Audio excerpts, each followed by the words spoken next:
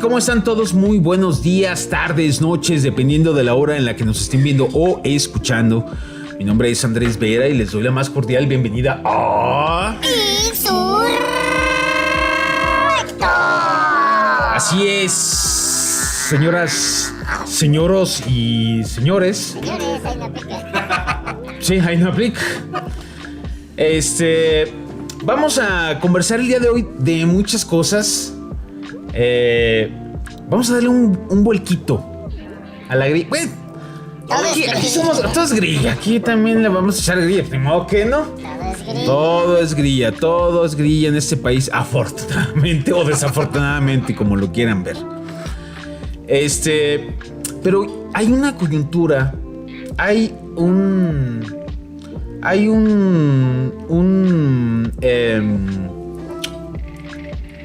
momento especial en este país después de que se asentara, se materializara la reforma judicial, que por cierto, los medios de derecha están pero llorando amargamente la partida de la Suprema Corte, pero a lágrimas, abierta, mar abierto. Pero después de ese gran suceso y de que a algunos les gustara u otro no, y los matices, además de la propia elección judicial, que se eligiera precisamente a... Yo creo que en ese sentido es sumamente importante la Suprema Corte de Justicia. Viene otro frente significativo, que también puede ser un parteaguas político, histórico para el país, que es la reforma electoral. A lo largo de la historia de este país, híjolas, cuántas reformas, parches, y si bien algunas no han tenido realmente el componente de reforma, si solamente modificaciones, tal vez algunas arteras o no, en la propia normativa, en la legislación, en la materia, yo creo que en este momento histórico, lo que está pretendiendo la 4T y en específico la presidenta Sheinbaum en darle esta modificación a la normatividad, nos dejan un escenario de debate de primera cuenta. Y además, en ese marco, pues tiene que haber toda una perspectiva y un antecedente histórico de lo que ha pasado con las modificaciones electorales en este país. Desde el antiguo, se llamaba Comisión Federal, luego el Instituto Federal y ahora Instituto Nacional. Pero para esto vamos a hablar con un personaje que es un experto en la materia, que además tiene todo un panorama histórico impresionante. Yo creo que es uno de los grandes especialistas, si no es que el que más, en el estado de Zacatecas sobre temas electorales. Así que vamos a conversar con él porque pues, es un plus impresionante. Y démosle la más cordial bienvenida al licenciado Matías Chiquito, el delegado del Instituto Nacional Electoral en el estado de Zacatecas. ¡Venga! Y como no es político, pues no trae porra, entonces nada más escuchan nuestros aplausos. Gracias, Andrés. Licenciado, gracias. Bienvenido y un gusto que esté con nosotros. No, hombre, pues infinitamente agradecido por este espacio, Andrés. Te seguimos luego por ahí con temas... Con los grillosos. Ruidosos algunos. Y pues es un gusto compartir la mesa contigo en este día, tarde, noche, como dices. Hey. Y bueno, lo cierto es que hemos estado en el tema electoral. A veces lo único que tenemos son años. Sí. Más años pero bueno, algo se aprende.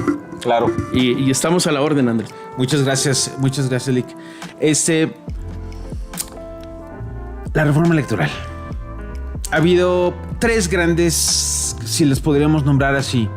La que es la del 77, que es parte central de la gran discusión ahora, la desaparición o no de las plurinominales.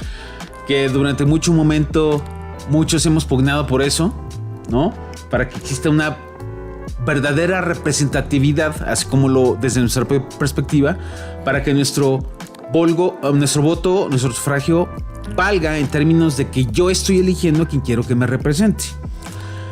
Después está la otra reforma siguiente, que es la del 96, Lick, si no me deja mentir, y la del 2014. Hay una 2007-2008 también relevante. 2007-2008. Y esta del 14, pero creo que El 77 abre la arena. Abre la puerta. Abre la puerta a los partidos que habían estado, pues algunos están en la clandestinidad. Sí. Entonces el 77 es la apertura, empieza a pluralizarse el sistema político, el sistema electoral, y todo fue que se le diera entrada a partidos distintos, y en los 80s hay toda una revolución del sistema electoral que culmina con la elección del 88 y da pie a la reforma 89-90 que creó al IFE. Así, ¿sí? Es correcto. Ahora, este gran debate que se pone sobre la mesa, la pertinencia o no, porque además es un espectro bastante amplio que incluye incluso la disminución o prácticamente la eliminación del financiamiento de los partidos políticos. Pero vayamos por partes, como dicen allá en la 5 de Ratero en Guadalajara, la calle famosa de autopartes. Vamos por partes. Esta supuesta apertura o no, porque evidentemente tiene matices. Algunos alegan que la reforma del 77, donde se le da representatividad a las minorías, no es más que era una forma de legitimar el propio régimen en ese momento. Y en consecuencia no había una verdadera representatividad, sino solamente una voz, a lo mejor ahí muy apagada. Y otros dicen, bueno, es que se dio a pie precisamente a que hubiera mayor representatividad a grupos o espectros que no tenían ni siquiera la oportunidad de acceder a un espacio público. Y ahora esta pretensión de entre sí no eliminar las plurinominales o remitirlas a la fórmula de la mayoría relativa. ¿Cómo lo usted está viendo desde su perspectiva, licenciado? Y en concordancia, si también el Instituto Nacional Electoral debería entrar al debate en foros. Bueno, de entrada, Andrés, nuevamente, gracias por el espacio. Y sí estamos en una etapa de reforma electoral. Bueno, todavía no hay iniciativa y ya hay por ahí debates adversos. Sí, no hay un borrador todavía, pero bueno, por lo menos está en la generalidad, ¿no? Se está construyendo la iniciativa. Creo yo que la posibilidad de debate para los partidos políticos estará una vez que llegue al Congreso. Digo, ese es el espacio genuino del debate entre partidos, será el Congreso, pero por lo pronto se armará una iniciativa, pero no quiere decir que solamente la comisión que fue armada en el ámbito del Ejecutivo Federal ahora, que sea la única instancia facultada para iniciativas. Digo, cualquier partido en el ámbito del Congreso de la Unión puede presentar sus iniciativas y defenderlas, y ojalá y lo hagan, porque en 2022, Andrés, los partidos que presentaron iniciativas frente a la del Ejecutivo, que había presentado el Ejecutivo Federal, sí, al final las abandonaron, no hubo debate, las abandonaron y no entraron al debate. Y bueno, creo que uno de los temas, como bien lo dices, que está en la mesa, es los pluris. Pero yo te diría, Andrés, creo que hay un conflicto conceptual que genera confusiones. A ver, eso es interesante. Creo que el concepto de plurinominal es un concepto ya muy carcomido. Podríamos hacer un esfuerzo por restaurar el concepto, pero creo que no hay necesidad de restaurar. Yo te diría, olvidémonos de los pluris, pensemos en las fórmulas de elección. Plurinominal es un concepto que deriva del número. Digo, en un distrito electoral federal eliges a una diputación y le dices que es uninominal porque solo eliges uno. Así es. En una circunscripción plurinominal van 40 diputaciones, por eso le llamamos pluris. Pero si es uninominal o plurinominal, vamos a decir que es irrelevante. Yeah. Lo relevante es la fórmula de elección. Y aquí lo que debemos destacar es que como sea que se mueva en la reforma el sistema electoral, la representación proporcional no desaparece.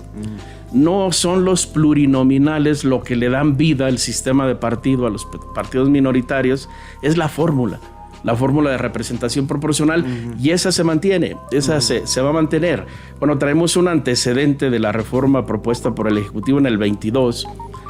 En el 22 realmente lo que desaparecía, Andrés, era la fórmula de mayoría. la fórmula de mayoría genera perversiones en el sistema y quien le da virtud, la que le da virtud es la representación proporcional. Porque la representación proporcional te permite dos principios de los sistemas electorales.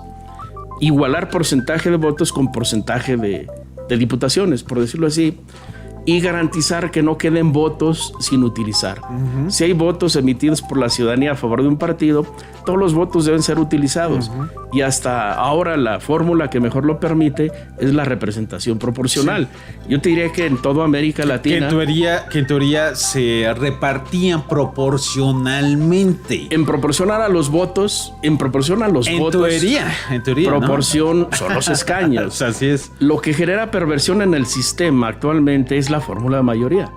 Porque, digo, hay una copia mal hecha entre el régimen norteamericano y el alemán, pero te diría todo Latinoamérica, de Guatemala hasta Argentina, todos los países tienen fórmula solo de representación proporcional. Allá no hay mayoría, salvo para los ejecutivos.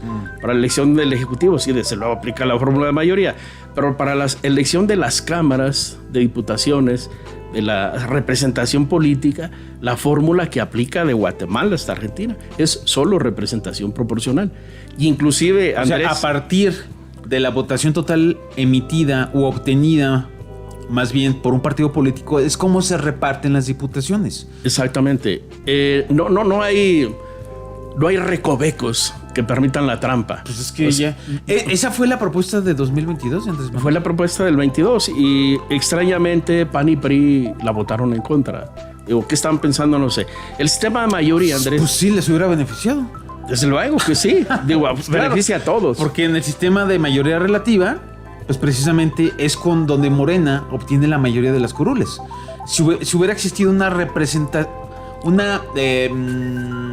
dispersión proporcional de la votación, PRI y PAN hubieran obtenido mayores escaños. Desde luego que sí. Es decir, la representación proporcional evita la sobrerepresentación y la subrepresentación. Un sistema de mayoría funciona en un sistema arcaico como Estados Unidos, donde solo hay dos partidos. Si solo hay dos partidos, uno gana y gana con más de la mitad, porque solo hay dos. Así es. Pero en un sistema plural de partidos, pensemos en el ámbito federal, traemos 6 partidos, distribuye el 100% entre 6. Si fuera solo mayoría, un partido con el 30% puede tener la mayoría relativa y con el 30% puede quedarse con todas las posiciones. Es lo que alegaba el PRI y PAN en la elección ulterior, en el 24, la sobrerepresentación. Entonces pero fue con sus propias reglas. Las reglas del sistema vienen ahí, te decía, desde el 77, se reformaron en el 93. De 1993 a la fecha no se ha modificado la fórmula. Y así es como obtenían ellos la mayoría calificada. Y he de decirte, ¿la sobrerepresentación? La sobrerepresentación política no fue un accidente del sistema, fue intencionado. Por supuesto. Entonces, en 1993 se regateó el 8% de sobrerepresentación. Y 8% es nada menos que 40 diputaciones. 40 Ahí diputaciones. Está la mayoría. Sí. 40 de más en uno son 40 de menos en otro. Entonces, mira, olvidémonos de los pluris. Pensemos en la fórmula. La fórmula es mayoría relativa o representación proporcional. Digo, si es solo representación proporcional, es virtuoso el sistema. Si se combina, como se pretende combinarse virtuosamente, creo que puede darle viabilidad a la representación política. Y otro dato que hay que valorar ahí, Andrés, el sistema electoral tienes que definirlo a partir de tus pretensiones. ¿Qué esperas que te dé el sistema? ¿Mayorías gobernables? Es decir, los viejos gobiernos preferían tener una mayoría absoluta en las cámaras y no andar negociando con la oposición. Claro. Digo, es más fácil gobernar cuando eres único. Pero creo que los tiempos no son para los gobiernos unipersonales o de imposición. El sistema democrático representativo exige pluralidad en el ejercicio del poder. Pero, precisamente, el exceso de pluralidad, porque la pluralidad también la podemos determinar en tiempo y espacio. Podemos decir, 2 o 3 son pluralidad, evidentemente. Más de uno ya. Pero en el sistema político mexicano, donde a veces tenemos en una sola elección 10 partidos políticos en una boleta, dices, ¿esto es pluralidad? ¿O es, evidentemente, así lo veo yo, una forma de utilizar el sistema para hacerse de recursos políticos, de pequeños cotos de poder, y a ver si logro meter 2, 3 diputados con los cuales pueda negociar momentos, cuentas públicas, lo que ustedes quieran, presupuesto, lo que ustedes quieran, lo que se les ocurra? Pero precisamente ahí se dirime la democracia, porque entonces ya no es democrática las decisiones. ¿Cómo democratizas una decisión repartida entre 6 o 7 expresiones políticas? Es que eso es democracia. ¡Ay, jolas! Yo no sé si es más fácil en términos políticos precisamente negociar o repartir los espacios de poder a través de la representación proporcional o las mayorías con 2 o 3 opciones políticas que con 6 o 7, licenciado. Bueno, fíjate que justo eso es lo que se debate. Los adversarios de un sistema de representación proporcional lo que alegan es que se paraliza el gobierno, porque los acuerdos hay que negociarlos, repartirlos entre muchos, y no hay quien los apruebe. Pero esa visión es de quienes no tienen aptitudes o competencias desarrolladas para gobernar. Un buen líder, un buen gobernante, no importa que le pongan la pluralidad, o sea, genera consensos. Entonces, lo que se requiere de nuestros gobernantes no es un mono que va y se siente y imponga decisiones, ¿no? Se trata de un líder virtuosamente entendido que va a generar consenso entre la oposición o dentro de su propio partido, de la pluralidad generar consenso. Digo, algún esfuerzo tiene que realizar el gobernante, pues. Por supuesto, pero en un país tan pluricultural y tan pluripolítico como en México, donde incluso, imagínense en la época de los 80s y 90s, licenciado, que el Partido Socialista, que el Partido Verde, que el Partido Rojo, que ahora quieren, ¿qué? El Partido de los Perritos, el Partido Republicano, el Partido del Medio, el Partido del Medio, el Partido de los Amantes de la Naturaleza. Bueno, esa es la perversión del sistema. Exacto, Andrés. pero a eso voy. A eso se ha convertido el sistema político mexicano. Entonces, ¿cómo negocias con esa pluralidad entrecomillada que lo único que defienden son intereses meramente personales?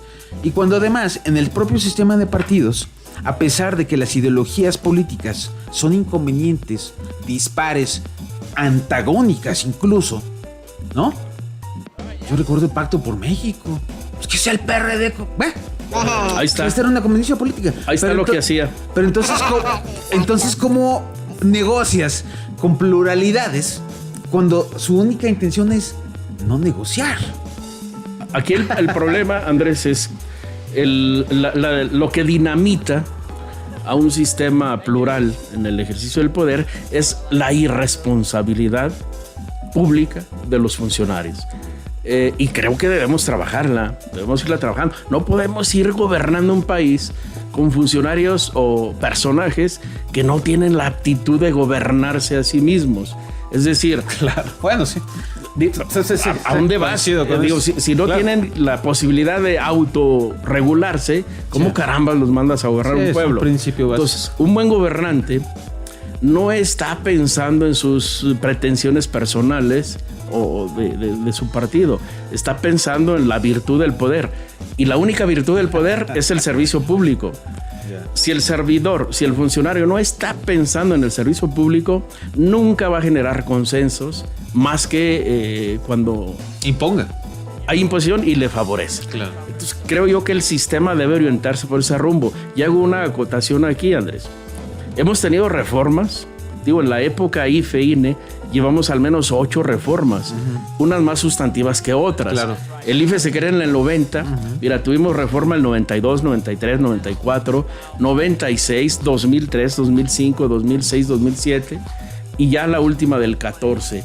Pero estas reformas lo único que han hecho es darle vuelta a los elementos dentro del caso, pues. No hay nuevos ingredientes, son los mismos ingredientes. Y si bien ha habido la pretensión de reconocer derechos o ampliar el ámbito de los derechos de la persona, de los grupos sociales, la tendencia a la imposición sigue estando ahí. Es decir, el régimen sigue endureciendo la decisión porque el ADN del presidencialismo está en la cultura política, aún de los que no han gobernado. A la gente le resulta más fácil dejarse conducir que tomar decisiones. Y cuando llegas al poder, sigues pensando igual. O sea, buscas quien te conduzca. Entonces, ¿cómo podemos operar un país o un estado cuando las personas que se integran al servicio público atienden más a la instrucción que a la Constitución? No se puede. Entonces tenemos que reponer el proceso de reforma y obligar a que quien gobierne desarrolle aptitudes para el buen gobierno, de negociación, de consensos y toma de acuerdos, aún en la pluralidad. Y si hay elementos dentro de la pluralidad, si hay elementos irresponsables, tener un mecanismo de sanción y echarlos fuera del sistema. Es decir, el servicio público no puede depender de la buena o mala voluntad de las personas. Y si quien llega al ejercicio del poder no tiene aptitudes del servicio público, el sistema lo debe detectar y expulsarlo. Claro. Y para eso se requieren fórmulas. La reforma que viene trae, entre otros apartados, busca algo que las reformas no le han dado: mayor valor al voto ciudadano, lo que decías hace un momento. Darle más peso a la decisión ciudadana. Yo te pregunto, en las condiciones actuales, ¿qué tanto pesa la decisión cuando votas por una candidatura ya hecha, pues? O sea, ¿quién decidió que Chemo fuera candidata, por ejemplo? La decidió una cúpula.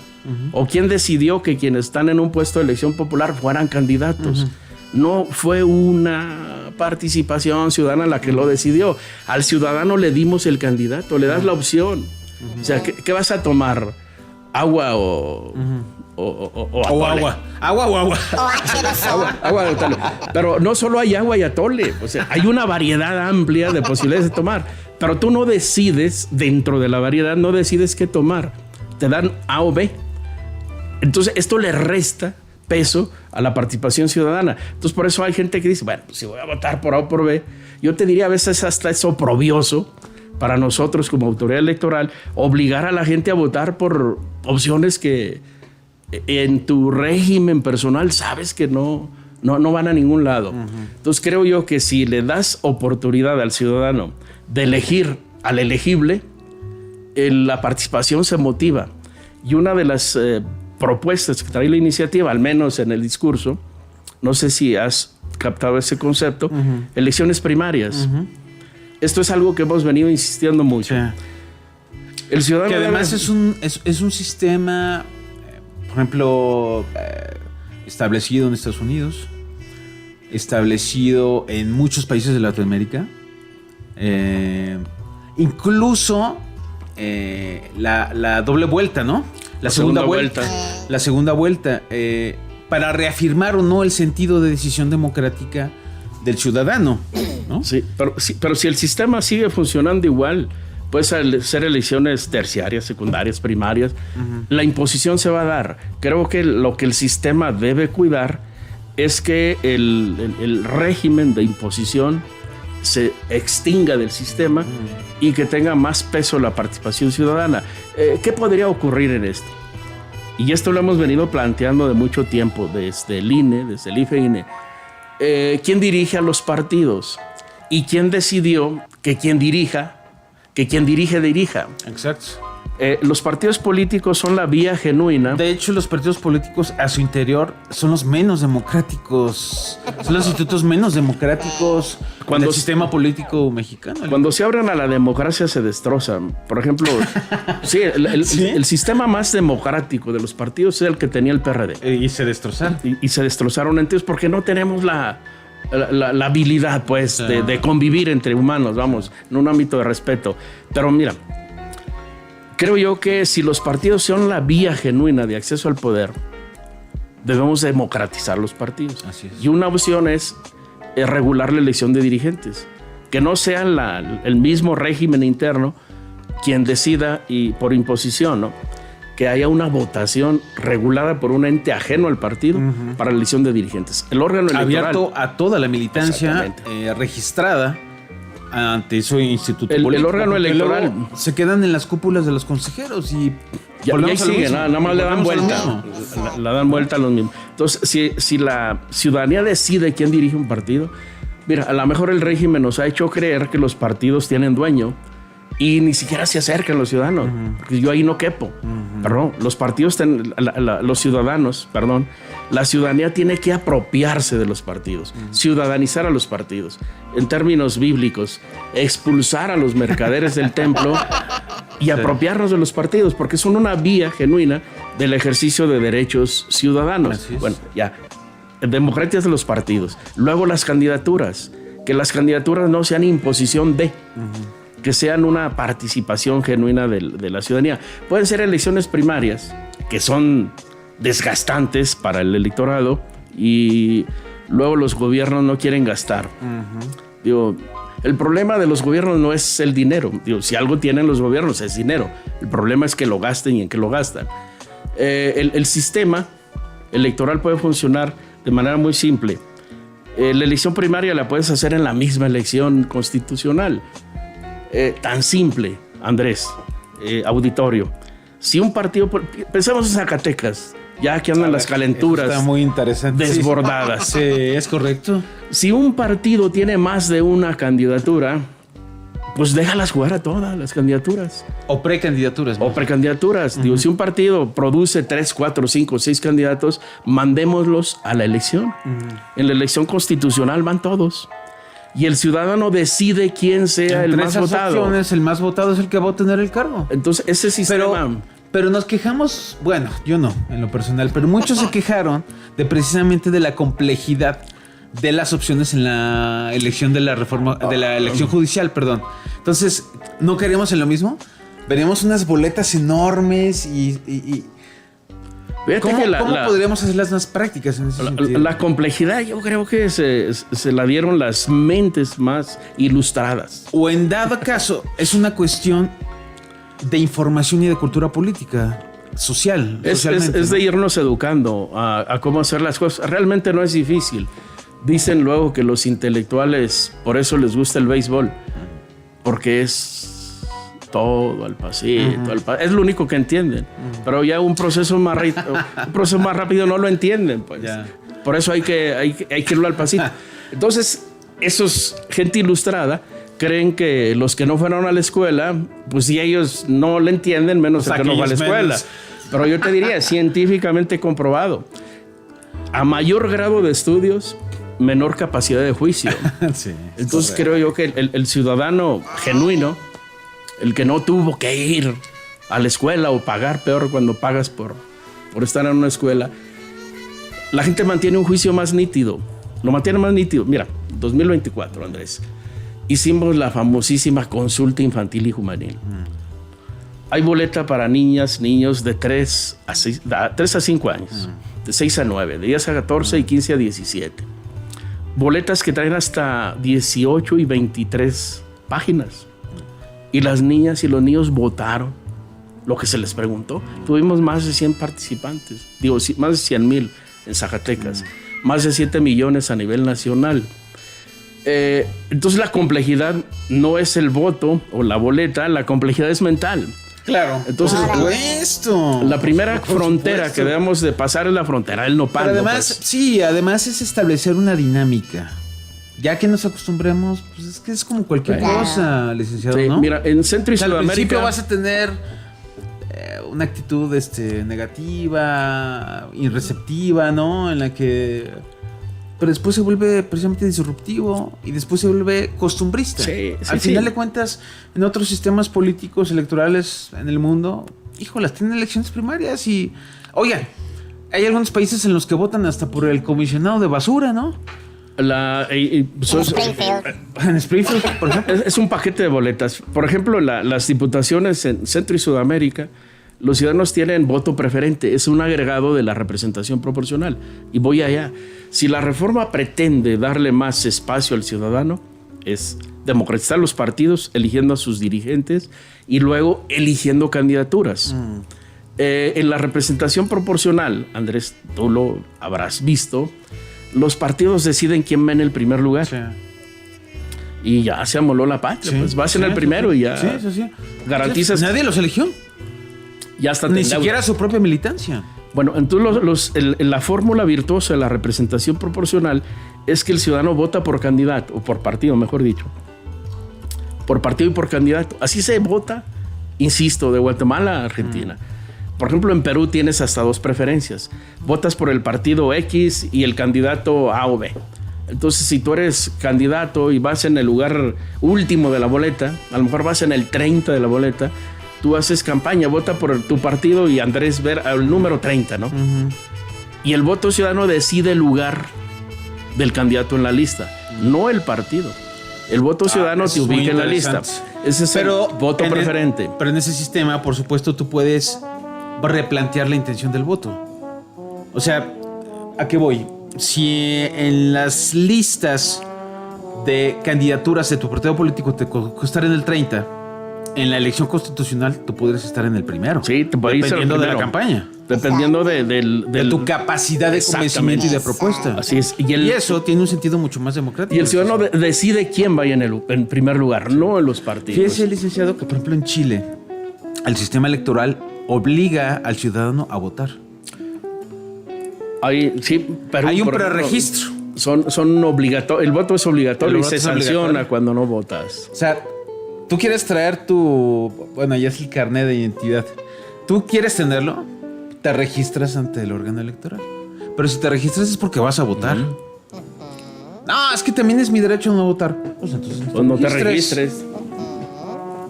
Bueno, es que si no me registro, no voy a poder accesar a otros derechos. Pues por eso. Si usted quiere derechos, tiene obligaciones, güey. O sea, el sistema chileno es muy interesante porque al día de la elección, pues tienes que ir a votar. Si no votas, eres acreedor a una sanción. Tanto puede ser de manera... Son evidentemente administrativas, ¿no? Pero económicas. Entonces, cuando al ciudadano le pegas en el bolsillo... Reacciona. No, sí voy a votar. Reacciona, así es. No me gusta ninguno. Lo anulas.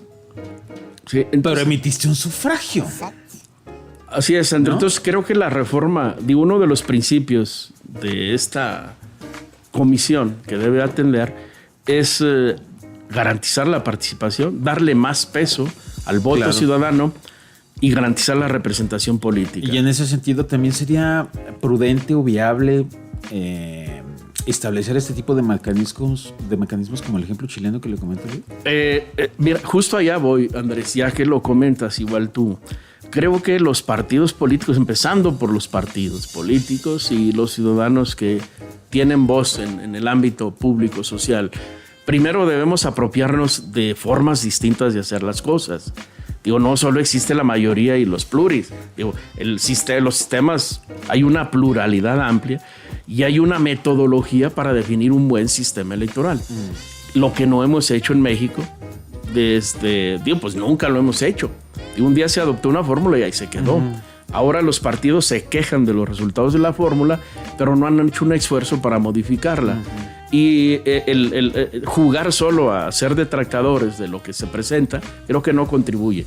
Si hay responsabilidad pública en quienes están en los partidos y en el órgano legislativo, creo que le deben entrar al debate. Deben, con responsabilidad pública, entrar al debate. Pues es que sería el principio de la reforma. Y permitir... Democratizar la propia reforma. Sí, y darle más espacio a la ciudadanía. Sí. Ahora, el régimen de partidos, democratizarlo. Mientras no tengamos elecciones reguladas de los dirigentes de partido, no vamos a caminar. Y darle más peso al voto ciudadano. El tema de dinero más, dinero menos. Le quería preguntar también. En los partidos, mira, creo que en el sistema político y electoral, la fórmula que tiene que ver, o el ingrediente que tiene que ver con peso y centavos, sale sobrando, corrompe el debate. Si vas a operar en función de peso y centavos, no vas a llegar lejos. Creo yo que si es un servicio público, si es una función del Estado hacer elecciones, regular el ejercicio del poder, el acceso y ejercicio del poder, no debes de valorarlo en función de pesos y centavos. Te decía hace un momento, si algo tienen los gobiernos es dinero. Y el dinero no es para guardarlo, es para gastarse. Los sistemas electorales han sido criticados por los recursos que se gastan Pero te voy a hacer una reflexión bien simple. Son datos del SAT. Según el SAT, son datos ya no actualizados, quién sabe ahora cómo andemos. Pero yo hacía la cuenta. El SAT reporta, no sé, más de $1 billón de evasión fiscal en un año. Más de $1 billón. Es decir, más de $1 millón de millones. El sistema electoral cuesta promedio, hacer una elección, hacer una elección cuesta promedio $10,000 millones de pesos. Con $1 billón de pesos harías 100 elecciones. Sí. Y como las elecciones son cada 3 años, con la evasión fiscal de un año, podríamos hacer elecciones 300 años. El sistema de partido nos cuesta $7,000 millones de pesos. Es lo que va a tener de financiamiento el 2026. Con la evasión fiscal de un año, puedes financiar a los partidos por 130 años, más o menos. Y el dinero que le inviertes al sistema electoral a los partidos se gasta en México, paga empleos, pagas bienes, pagas proveedores. El dinero de la evasión fiscal está en el Panama Papers o algo similar. Claro. Es decir, el problema no es el dinero, vamos. Pero invariablemente el sistema electoral mexicano es uno de los más caros. Sí, cuesta. O sea, por ejemplo, el brasileño es mucho más eficiente y moderno y mucho más barato. Es el tamaño de la desconfianza, Andrés. El tamaño de la desconfianza. Sí, claro que es complejo.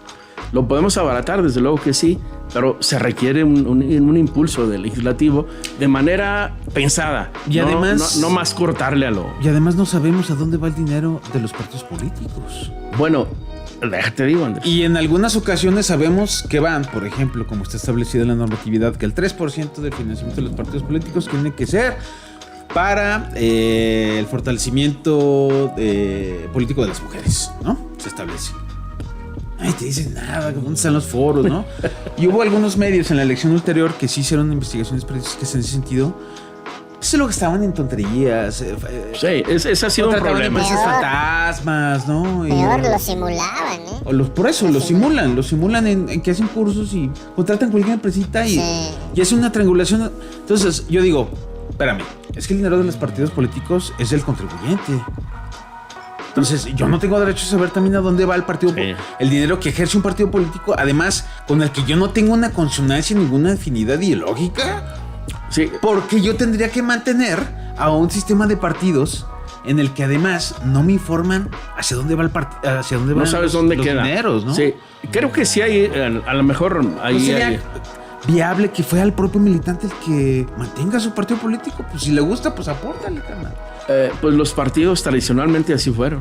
¿Así es como se creó? Sí, digo, el PAN presume de eso. Bueno, curiosamente, el régimen de partidos empieza a descomponerse a partir del financiamiento público. Es correcto. Dicen los filósofos, el dinero es el estiércol del diablo. Y sí corrompe. Y en el 96, la reforma del 96 pretendía precisamente darle esa viabilidad al financiamiento. Creo que con dinero público le puedes garantizar la subsistencia. No, a lo mejor no todo es aportación de militantes, pero sí acotarlo al gasto, por ejemplo, para el sostenimiento del partido, ¿no? Sí. Paga rentas, tal vez, o no todos los que algunos están salarios. Sí, no todos los que están en el partido son militantes, hay nómina. O sea, reducirlo a la subsistencia del partido y evitar que el dinero en los partidos pervierta la militancia, porque, es que son bolsas grandes. Los políticos, habría que revisar en la clase política, Andrés. Cuando no encuentras rasgos, indicios, señales de que en un político hay una ideología con una orientación social, una orientación política y social, te preguntas entonces qué hace en política. Sí. Si no hay ideología en quien dirige o en la clase política, si no hay una ideología virtuosamente orientada, pues lo único que te lleva a concluir es que hay interés, ¿no?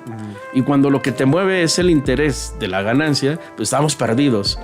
Quien en la clase política no esté dispuesto a renunciar a una parte de ganancia para contribuir con el servicio público, no sirve para la clase política. Lo dijo el gran Pepe Mujica, ¿no? Exactamente. Ejemplos como ese, ¿qué nos cuesta seguirlos, caramba?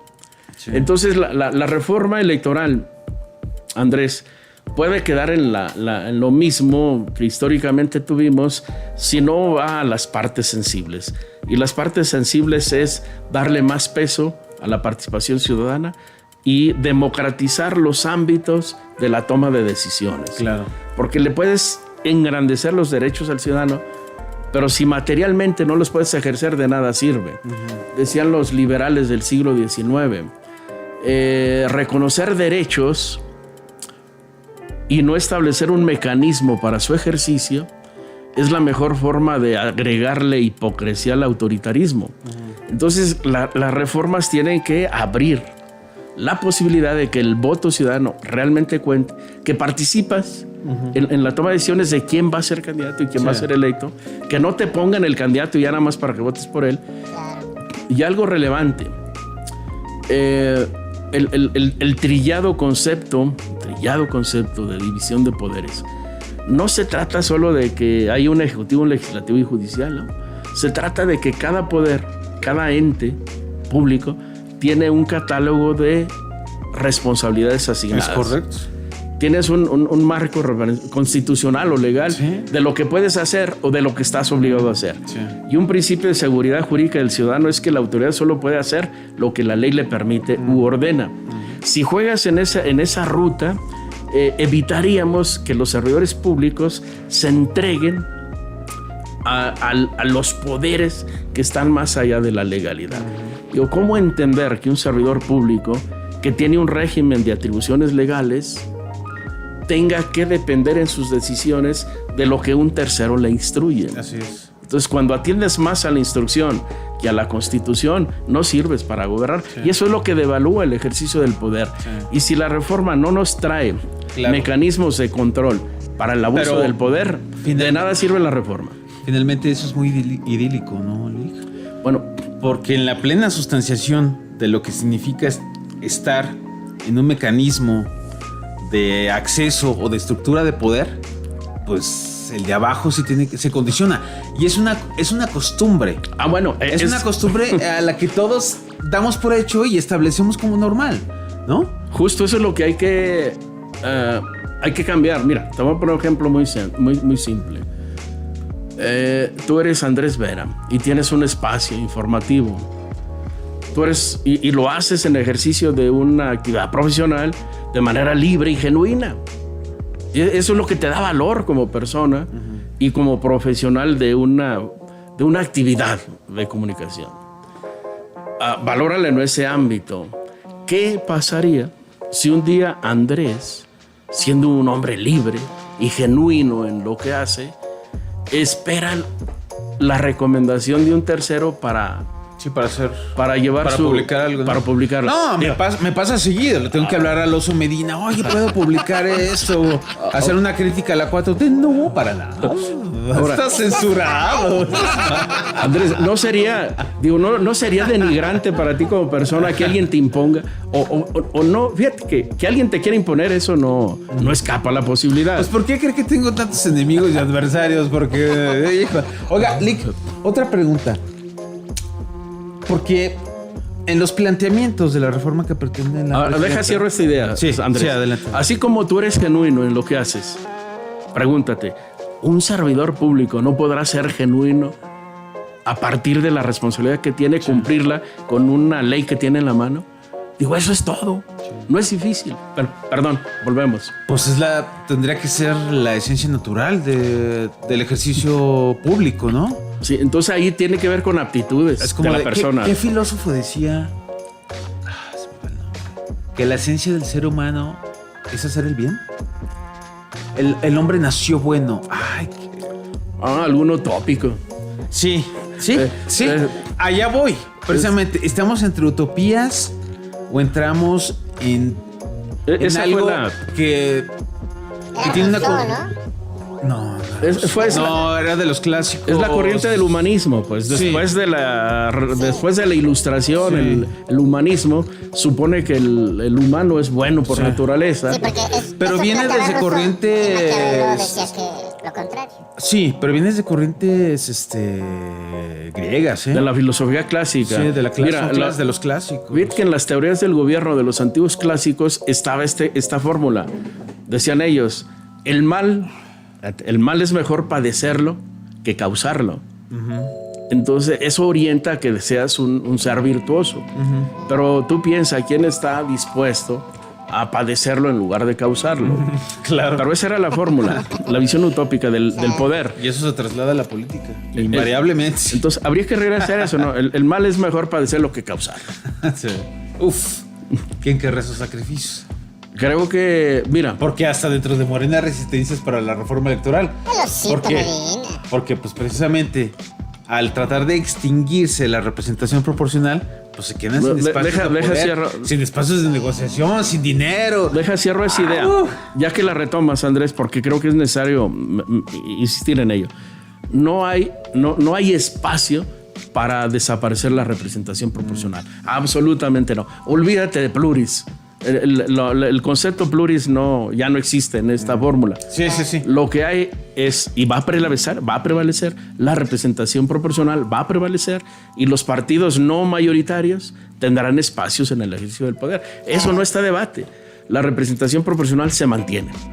Digo, te decía al principio, sí, hay confusión conceptual. Hay confusión conceptual, pero el problema es que hay alas precisamente radicales dentro de la propia promoción de la reforma en que quieren establecer solamente las medidas relativas. No hay espacio para eso.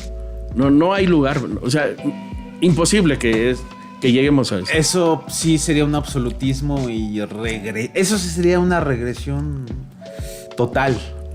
No. Se va a combinar. Entonces, precisamente por eso hay algunas voces en las que señalan que, por ejemplo, personajes como Ricardo Monreal, Adán Augusto, que son las cartas fuertes de Morena, estarían en contra precisamente de la eliminación de esa forma de representación. Porque son los ellos, que pasan derechos sin ningún esfuerzo. Pues, ellos tienen un costo político impresionante. La pregunta que le quería hacerle, transformar al INE para crear una institución electoral independiente que será la única autoridad administrativa electoral del país. Con esto se absorberían las funciones de los organismos públicos locales electorales, las OPLES, por conocer la totalidad de los procesos electorales de la República. Eso está dentro de la propuesta, la eliminación de los OPLES. Esa ha sido una tentación desde hace tiempo. Y no es propio de la 4T, por decirlo así. ¿Es correcto? La configuración del Sistema Nacional de Elecciones viene justo del Pacto por México, que refería hace un momento. 2 de diciembre del 12, PAN, PRI, PRD firman el Pacto por México, y uno de los puntos del pacto, el número 5 me parece, que viene a lo que incide en el sistema político y electoral, la decisión fue crear un organismo nacional de elecciones, una ley única nacional de elecciones, y esa fue la ruta de la reforma del 13-14, desaparecer a los institutos locales. Lo que hubo en 2013 fue una reacción de los gobernadores, entre ellos Erubiel Ávila en el Estado de México, Coahuila, Nuevo León, que se opusieron a la desaparición del régimen electoral local, pero la reforma ya estaba armada. Entonces quedó una mezcolanza ahí, porque sí se creó una ley general, una ley única electoral que regula lo federal y lo local, pero se mantuvo un régimen local. Hay una ley local, un instituto local. Entonces la pretensión venía desde PAN, PRI, PRD, no prosperó y ahora se retoma nuevamente la posibilidad. Yo te diría que el sistema electoral nacionalizado es transitorio. Lo que la reforma del 14 busca al nacionalizar el sistema electoral es fortalecer el régimen local electoral para luego desconcentrarlo. Solo que esa parte de la reforma no se entendió. Hay quien piensa la reforma, quien elabora, quien aprueba, quien la aplica, y del que la pensó al que la aplicó ya no hay ninguna conexión. Ese es el problema. Entonces, yo te diría de manera simple, los institutos electorales de los estados son, creo que, el último reducto, indicio de que el sistema federal existe. Vivimos en una república federal y creo que se debe fortalecer el régimen federal fortaleciendo el régimen electoral local. Más allá de si hacen o no hacen, si cuestan o no cuestan, los institutos electorales de los estados son un centro de gravitación del sistema de partidos políticos locales. Los partidos están basada centralizados. en las propias constituciones Así es, locales. así es. Sin embargo, hay quien alega la duplicidad de las funciones. Mira, El INE no podría absorber precisamente en un marco, en el establecimiento de un marco jurídico, respetando la autonomía constitucional de los estados. operativamente se puede, pero creo que no es lo mejor para un sistema político en un régimen federal. Vean cómo funcionan los partidos políticos. Los partidos políticos están centralizados y hay un caciqueo de las dirigencias nacionales a las entidades. Los partidos en el ámbito local a veces no pueden decidir siquiera candidaturas a regidurías, por ejemplo. Sí. Y creo yo que los partidos en lo local deben recuperar su derecho a definir candidaturas en lo local, inclusive proponer para las federales, pero está caciqueado por los comités nacionales. Sin el órgano electoral local, sin el IES, el sistema de partidos locales, si tienes un centro de gravitación del sistema de partidos en lo local y lo quitas, los partidos políticos colapsan y van a un estatus de mayor caciqueo que el que tenemos.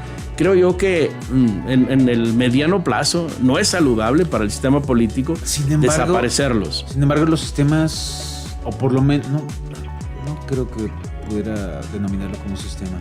Los intentos por establecer modelos de política local a través de partidos que nacen precisamente de la particularidad de las entidades federativas no han trascendido en el tiempo, licenciado. Salen para competir en la elección inmediata, desaparecen. Se queman el financiamiento de un año y desaparecen. Y pues se vuelven un pequeño negocito. Y luego hay un negocio. Y luego los políticos nacionales desaparecen, aterrizan en lo local y a la próxima desaparecen. Y luego vuelven a surgir. Entonces, realmente no existe una contribución a la democracia local. Sí hay perversiones porque fíjate que... Entonces, en ese sentido, ¿qué tanto soporte le puede dar un OPLE a mantener una dinámica de sistema de partidos local? A lo mejor si no lo ha hecho, no quiere decir que no lo haga. Más bien la reforma tendríamos que orientarla para que se fortalezca el sistema electoral local. No la hagan. Tenemos 7 partidos nacionales, luego tenemos 6 chiquititos y aparecen 3 en la boleta. No, Andrés, es que no hay de otra. Digo, tenemos que ir evolucionando, tenemos que ejercitar formas de ser para aprender. Para correr primero hay que andar gateando, ¿no? Entonces todavía nuestra democracia es muy incipiente. No, mira, Andrés, llevamos 200 años de república. Un cambio social profundo se logra en 500 años. O sea, el problema de nosotros como humanos, como personas, o en nuestra cultura del mexicano, tu pretensión de un cambio está en función de tu pretensión de vida. Entonces, pues ¿cuánto dura una persona? 60, 70, 80 años.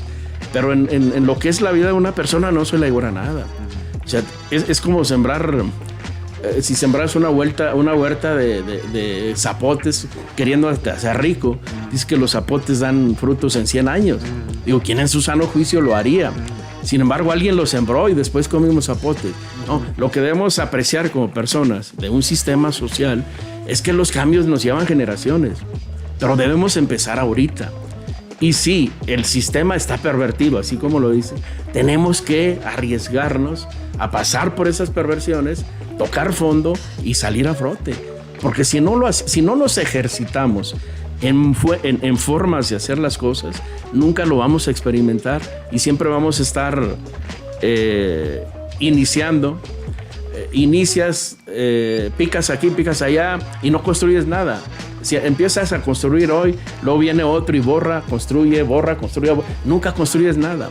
Entonces creo yo que debemos correr los riesgos de, pues, ser víctimas a lo mejor de estas perversiones políticas y sociales para evidenciar una mejor forma de hacer las cosas. Lo que se requiere es mente abierta, pues. Sí. Mente abierta. El problema, yo desde mi punto de vista lo consideraría, no es tanto que exista una pluralidad per se, sino con qué nos identificamos. Porque que exista por sí misma no significa que vaya a servir de algo. ¿A qué voy con esto? Existen un montón de partidos políticos en lo que lees su plataforma política y no te dicen absolutamente nada. Tienen causas teóricas, pero en la práctica son muy distintos. No hay congruencia. O muy similares. Yo, por ejemplo, ahora veo la alianza Juntos Haremos Historia. Morena, PT Verde. Ok. Entonces, ¿para qué existen 3 partidos? Pues únanse. O ves PAN, PRI, PRD, ¿no? PAN, PRI, PRD, y que duraron 20 años peleando entre ellos y... Hacemos 2, Lick. Es que no representan... ¿En qué representan en sí mismos? ¿Cuáles son sus intereses individuales o particulares? ¿Qué causas defienden? ¿Qué representatividad tienen? ¿Qué han logrado? Es que hacemos alianza electoral. Y todos hablan de una plataforma generalizada. Por eso, pues únanse. Fíjate que la reforma... Y hagan corrientes internas en un gran partido político. Y precisamente, ya en el establecimiento de la democratización del propio sistema de partidos, pues que ahí internamente discutan a qué espacios de qué expresión se les da a quién. Es que por ahí van las claves. Pero ¿para qué Andrés? tenemos tantos partidos políticos y gastando tanto en tantos? Puedes Yo dejar, eso es lo que voy, ¿no? puedes dejar el sistema. Si logras un mínimo de regulación, el voto ciudadano te los va a ir expulsando. O sea, a lo mejor ingresan a la X cantidad de partidos, pero el sistema te los va a ir depurando el voto ciudadano. Pero tocas un punto relevante y que en la reforma del 14 quedó establecido, pero que no se apreció. Las coaliciones. Tal vez sí tendrías que revalorar, digo, si tradicionalmente van a ir coaligados, pues fusiónalos, ¿no? Ya es uno solo. Sí. Las coaliciones para ir a la elección nunca han sido virtuosas. Lo que sí puede generar virtud es la coalición para gobernar. La reforma del 14 lo establece. Los gobiernos de coalición. Exactamente. Entonces ya no te coaligas para ganar, sino que te coaligas en un ámbito de responsabilidad para gobernar. Y la reforma del 14, el propósito que buscaba es que si tú vas a gobernar, en lugar de tener a la oposición pateándote la puerta, desacreditando lo que haces, pues júntala, ¿no? A ver, vénganse y distribuye responsabilidades y vamos a hacer un gobierno de coalición, pues con... No distribuyes el poder, distribuyes responsabilidades. Digo, hay formas nuevas de hacer las cosas, es lo que te decía hace un rato, Andrés. Tenemos que abrirnos a otras formas de administrarnos políticamente, administrar la elección. Tenemos 200 años de república, pero no hemos logrado entender un ámbito de función pública con responsabilidad ciudadana. O sea, quien llega a la función pública, ¿qué tanto lo mueve la responsabilidad? ¿Y qué tanta es su orientación hacia la prestación de un servicio público, social? ¿Y qué tanto es el interés de hacer patrimonio, pues? Claro, y el estricto apego a la legalidad. Entonces, si cuando ya eres autoridad o estás en un cargo público, estás pensando en obtener votos o en obtener ganancias, ¿para qué? Pues se te olvida el servicio público. Entonces, creo que tenemos que invertir la visión. No nos va a llevar, digo, no es cuestión de una generación, es años, pero tenemos que empezar, Andrés. Tal vez lo logre. Digo, tenemos apenas 200 años de república. Bueno, oye, Lick, pues interesantísima la charla, pero lamentablemente ya se nos acabó el tiempo. Ya nos pasamos de la hora, Lick. Entonces, mira, repone el tramo de la reforma. Digo, no hay que alarmarnos. Se está construyendo una iniciativa. Sí, por supuesto. Y los partidos todos en el Congreso pueden presentar su propia iniciativa. Digo, hay que prepararnos. Hasta Lorenzo, Ugal, éntrale. Todas las voces serán escuchadas. No más que pues en el 2022 se quejaban de otra cosa. Sí, digo, lo que impugnaron el 22... Digo, hace poco escribía José Woldenberg, dice, mi sueño guajiro es la representación proporcional pura. Bueno, pues si en el 22 se propuso y la estuvieron denigrando. La estuvieron boicoteando, de hecho. Pues, entonces, ¿dónde está la congruencia? Estaban igual en la reforma de la elección judicial, hombre. No, en la repartición. En la repartición de posiciones en la última elección. No, entonces, la sobrerepresentación. pues si la elección se actuó con las reglas que ustedes pusieron. Exacto. Andrés, hay en una fin. parte clave aquí. Y esto es propio de las teorías de los sistemas políticos y electorales. De nada sirve una buena fórmula si la cultura política no es apropiada para desarrollarla. Entonces creo que debemos puchar por los dos lados. Tener una buena fórmula de elección con equilibrios que te garantice el equilibrio del poder, evitar los abusos del poder. Y en el mediano plazo ir transformando nuestra visión, nuestra cultura política y cambiar la cultura política del atraco por el servicio público, por el servicio hacia lo social. Y hacer un ejercicio de branding, ¿no? Establecer pues dinámicas comparativas con otros sistemas político-electorales en Latinoamérica. El de Brasil a mí se me hace muy interesante. El de Chile también se me hace muy interesante. Y pues se puede aprender de la experiencia, ¿no? Crear foros internacionales, no sé. Si es en pro y si es en pos de la democracia. Así es, fortalecer, ¿no? Fortalecer Porque la convivencia. también se entiende ciudadana. el establecimiento de los regímenes. Pues se trata de ir buscando los sesgos y los caminos para pues el totalitarismo, para el absolutismo, ¿no? Pues así son los regímenes. Pues nomás veamos lo que está pasando en Estados Unidos, ¿no? En Alemania, en Italia. Pues así son los regímenes, ¿no? Entonces, a veces la democracia se queda como un ideario muy bonito, ahí pululando sobre la mente, ¿no? Pero en la realidad las cosas funcionan de manera distinta. Sí, entonces creo yo que el contrario a esa visión utópica de que las personas somos buenas por naturaleza, lo que en la teoría, en la ciencia política está demostrado es que toda asociación de cualquier naturaleza, no solo política, religiosa, deportiva, toda asociación de humanos tiende a pervertirse si no le pones equilibrios. Entonces, si ya sé que se va a pervertir, pongámosle equilibrios. Y la mejor forma de hacer virtuoso el ejercicio del poder es ponerle equilibrios. Un poder sin equilibrios destruye el entorno y se termina autodestruyendo. Claro, pues es que el hombre es bueno por naturaleza, pero también mal.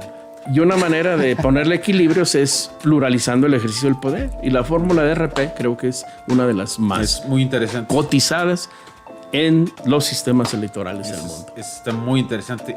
Al contrario, fortalecer el sistema de RPs. Así es. De mayorías. Sí, desaparecer la mayoría.